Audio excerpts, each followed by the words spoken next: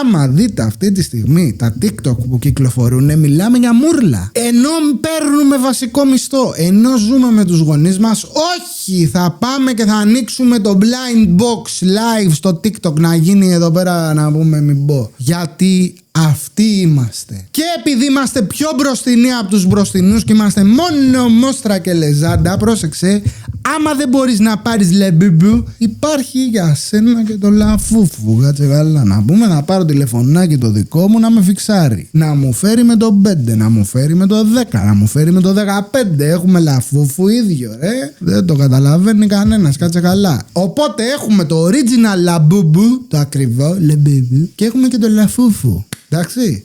Αλλά όπως και να έχει, μούφα ξεμούφα, το καταλαβαίνεις δεν το καταλαβαίνεις όταν το κρεμάς, να πούμε στη Louis V, την άλλη τη μαϊμού. Όπως και να έχει, 10, 15, 5, 5, 10, 10 μαζεύονται τα λεφτά και πάνε. Καζανάκι, τουαλέτα, τα χάσεις τα λεφτά. Βρε, δεν έχουμε καθόλου μυαλό σε αυτή τη χώρα. Ρωτάω εγώ τώρα, τι θέλετε βρε στη ζωή σας, αλήθεια? Θέλετε λεμπούμπου ή λεφτά στην τσέπη? Θέλεις εσύ να έχεις τον έλεγχο ή κάθε φορά η κάθε βλακεία που έρχεται να σε κάνει ό,τι θέλει?